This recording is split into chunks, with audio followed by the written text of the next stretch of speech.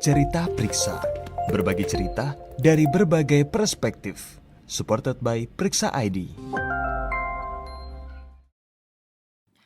Hai, selamat datang di Cerita Periksa, tempat berbagi cerita dari berbagai perspektif. Kali ini aku udah ditemani sama bintang tamu yang cantik. Ada Irina. Irina, apa kabar? Baik. Baik ya, berangkat dari mana tadi ke sini? Dari rumah. Dari rumah. Rumahnya di mana sih emang? Di pinggiran Bintaro. Pinggiran Kalau Bintaro. disebutin biasanya orang nggak tahu ceger, tau nggak ceger? Ceker yang itu kan ayam, ceker ayam. Ceker. Irin, boleh perkenalan dulu, mungkin nanti yang nonton nggak kenal. Ini tuh siapa sih wanita cantik ini? Coba. Aduh. Oke, perkenalkan aku Irina. Sebagai digital marketing di Periksa.id. Oh, digital marketing di Periksa.id. Udah berapa lama Rin di Periksa.id?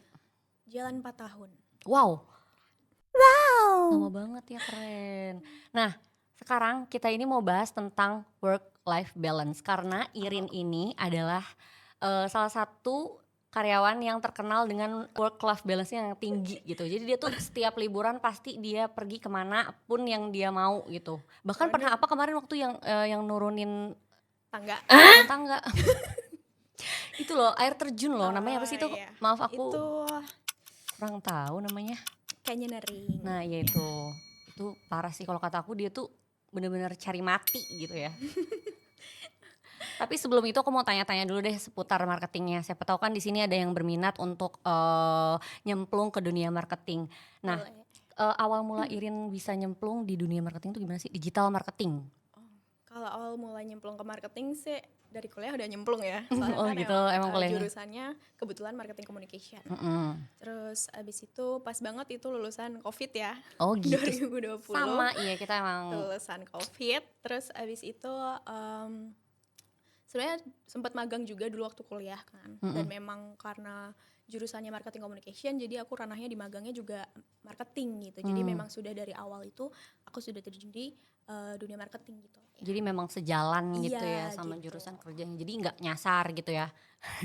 Alhamdulillah Nggak nyasar kayak yang di depannya nih nyasar. Iya, aku ini ingat-ingat kayak kamu bukan dari. Bukan, saya perikanan dulu. Oh, iya. Tapi jadi konten kreator sekarang. Tapi kerjanya ngapain aja sih? Mungkin di sini ada yang nggak tahu digital marketing tuh mencakup apa aja, kerjanya ngapain aja gitu. Oke, sebenarnya kalau digital marketing itu di berbagai perusahaan sebenarnya kan bisa beda-beda ya. Maksudnya untuk title-nya dengan job desk-nya tuh satu perusahaan dengan yang lainnya itu bisa berbeda-beda. Kalau aku sendiri digital marketing di Periksa ini kurang lebihnya cakupannya itu di online ya. Mulai dari sosial media, manajemen kayak Instagram, TikTok, YouTube juga. Sekarang bikin podcast juga. Iya betul. Terus habis itu untuk ads gitu, ngurusin Oh, iya, advertising, terus ngurusin email marketing juga, kayak gitu-gitu sih. Jadi emang lumayan kompleks ya bisa dibilang. Terus tapi kalau marketing di Periksa.id ini biasa tektokannya sama divisi apa nih? Selain gak mungkin kan marketing doang gitu. Iya, kalau kita lebih banyak ke kerjasama itu ke business development gitu. Tapi nggak menutup kemungkinan juga ke product development karena kita kan juga harus up to date dengan product development kita kan. Iya betul karena apa kita yang kan harus bisa kita perkenalkan ke audiens gitu-gitu sih. Betul. Kalau suka dukanya Rin jadi anak digital marketing tuh apa sih? Aduh, suka dukanya itu harus up to date sama tren ya. Itu duka atau suka? Sedangkan nih, maksudnya kita kan harus up to date nih. Sedangkan kadang kita tuh butuh yang namanya detox dari sosmed gitu. Betul. Oh iya itu Kayak lagi. Iya lagi. Kadang ngerasa nggak sih? Maksudnya kayak kita tuh saking udah kerjanya di ranah marketing, digital marketing nih, bukanya sosmed terus kan. Maksudnya kita ngeliat tren terus menerus, lihat apa yang lagi hype gitu. Tapi di satu sisi tuh kadang jadi jenuh dengan hal itu gitu, kayak Scrolling scrolling lagi kayak iya, gitu. Itu sih. Aku relate banget lagi. Jadi waktu itu pernah kepikiran kayaknya udah racun, udah toxic banget nih sosial media. Mau hapus tapi nanti gua update gimana? Kerjaan di situ semua. Terus apalagi ya? Kalau jadi kerja di digital marketing itu ya, kita bukan jam kerja nih scrolling TikTok ya kan. Misalkan jam 9 malam. Itu tapi otak tuh mikir tetap ya. Oh, bisa nih buat konten. Iya, bisa nih buat konten. betul. Jadi sebenarnya dibilangnya tuh kayak enggak ada jam kerjanya Iya, gitu ya. betul. Karena kadang juga ide-ide munculnya di subuh-subuh gitu, Iya, malam-malam gitu. Jadi nanti pas bener, waktu kerja kita baru eksekusi gitu. Emang betul. ya sih itu Ya kan? Jadi itu ya bener-bener suka dan suka duka dan gitu. duka. Iya, Jadi satu. bener. Tapi jadi kayak kita bisa nabung dulu nih pas malam-malam biar besoknya tuh udah bisa tinggal Iya, eksekusi aja. Kalau tantangannya Rin, tantangannya pasti ada dong. tantangannya ya kadang kan suka ada target ya. Oh iya betul. Itu sih Nah, target. sementara sosial media itu nggak bisa Iya, nggak kita bisa kita kontrol. betul. Kayak Algoritma berubah terus. Ini kayak curhat gak sih? Untung ada yang lihat ya. Bapak CEO tolong. Iya sih, tapi ya selama kalau gue belajar sih selama kita bikin konten terus, asal kita Iya. bikin terus ya itu nanti pastilah akan Yang ada penting yang itu FVP 1 atau 2. yang penting Yang konsisten. penting konsisten itu kuncinya betul banget.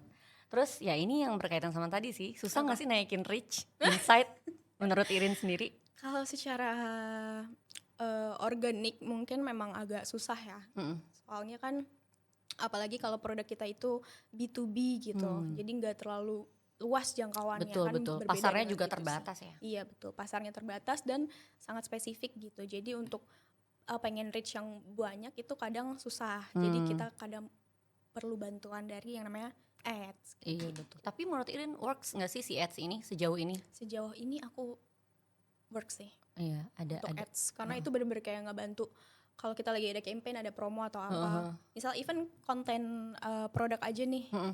Cuma kalau di kita kan memang bikinnya konten produk yang lebih entertaining ya. Mm-mm. Itu kalau di boost tuh memang sangat membantu Oh iya, gitu. betul. Jadi kayak view-nya nambah, reach-nya nambah gitu. Karena kalau nggak mengandalkan ads, emang yang namanya konten di sosial media tuh ada faktor hokinya juga ya Ada untuk faktor hokinya juga. yang nggak bisa kita kontrol gitu. Tapi bukan menutup kemungkinan bisa jadi juga bisa, konten itu bisa. rame gitu. Selama konten itu relate dengan kebanyakan orang, Betul. kebanyakan audiens. kayak gitu. Jadi kalau katanya dulu pernah ada videonya ya, jadi kita ngambil hati mamalianya Iya, pakai perasaan betul. gitu supaya orang-orang cepet relate. Nah, Betul. Rin, sekarang kan di dunia digital marketing tuh udah makin luas ya. Kayak hampir semua instansi itu berlomba-lomba gitu. Pengen eksis di sosial media. Iya, Kayak betul. udah bener-bener face of the company dah tuh si yang namanya sosial media. Kalau denger nama perusahaan pasti dicari Instagramnya. Iya Iya gak sih? Nama brand udah jarang pasti dicari. nge-googling ya. Iya, udah pasti Instagramnya apa nih? Coba kita lihat kontennya, wah rame nih, followersnya udah banyak nih kayak gitu. Jadi itu tuh kadang bikin apa ya, orang-orang tuh jadi pengen nyemplung juga gitu di Betul. dunia digital marketing ini. Nah, termasuk aku kan nggak punya basic digital marketing gitu ya, tapi tiba-tiba aku Iya. jadi content creator. Berarti udah segitu banyaknya orang yang berminat sama dunia digital marketing ini. Menurut Irin sendiri, apa sih basic knowledge yang diperluin untuk seseorang yang emang gak ada basic marketing kayak aku nih, kuliahnya bukan jurusan marketing, bukan periklanan atau segala macam. Terus tapi dia pengen masuk ke dalam ranah marketing itu, digital marketing itu. Oke, sebenarnya sih kalau di dalam digital marketing ini kan banyak kayak ranahnya. Kayak misalnya kamu di content creator gitu.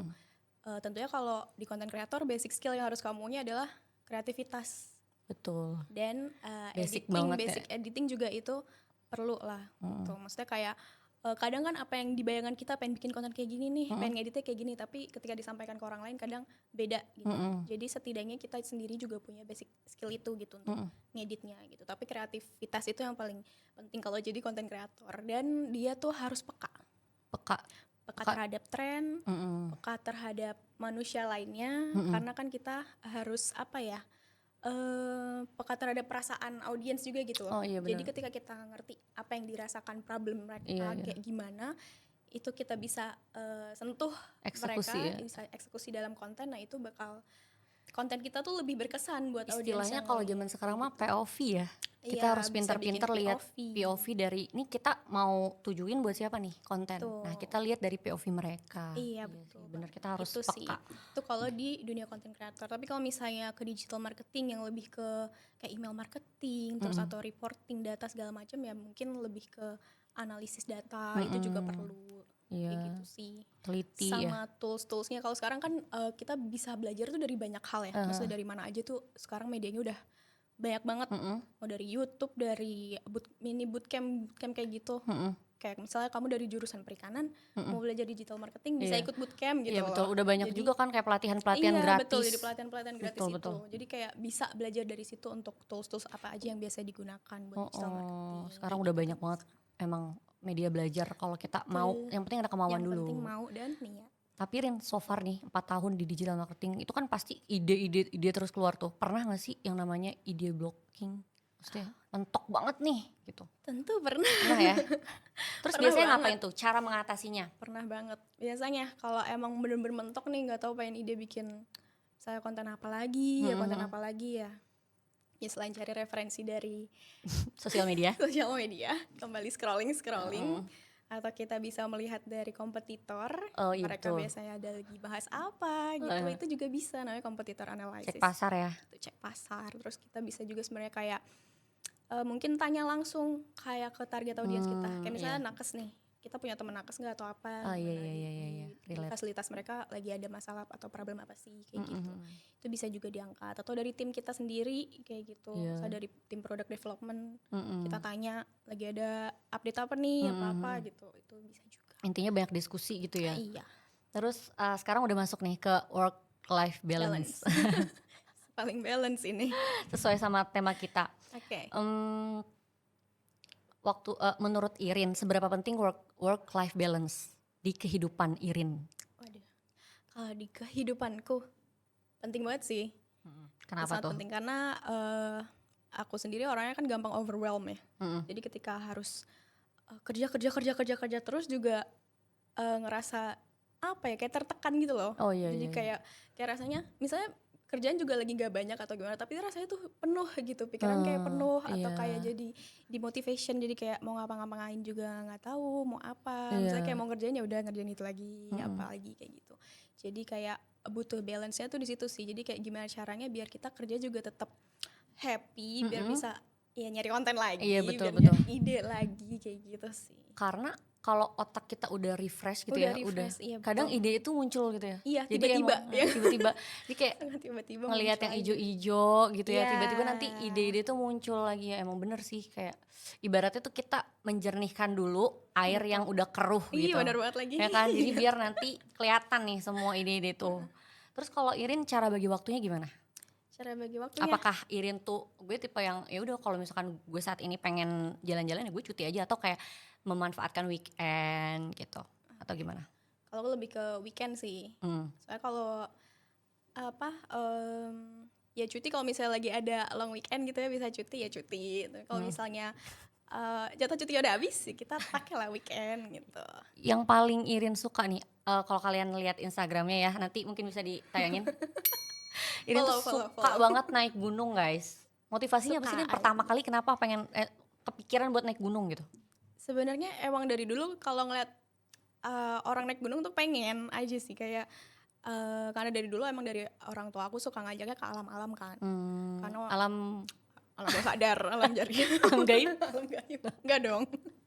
Ke alam-alam yang lihat yang hijau-hijau gitu. Karena kayak udah bosan banget misalnya ke mall lagi, ke mall lagi tiap minggu ke mall kan kayak bosan. Jadi kayak papaku sering banget ngajaknya tuh kayak ke Curug lah, camping lah atau apa gitu. Sampai akhirnya pas banget ada teman papaku juga yang doyan naik gunung. Oh gitu. Terus jadi pertama kali naik gunung sama papa. Jadi pertama kali buat itu naik gunung sama papa. Gunung apa aja tuh sekarang yang udah dinaikin sama Irin, yang udah didaki? Yang udah didaki sebenarnya nggak banyak banget sih, masih kayak ya masih cek lah. Apa? Aku naik dari kecil Gunung Kuta. Pertama kali gunung apa? Pertama kali banget tuh Gunung Kuta sebenarnya itu, tapi buat latihan. Awalnya tuh kayak aku nggak tahu kalau itu gunung, aku kira kayak bukit, cuma ternyata itu udah masuk gunung.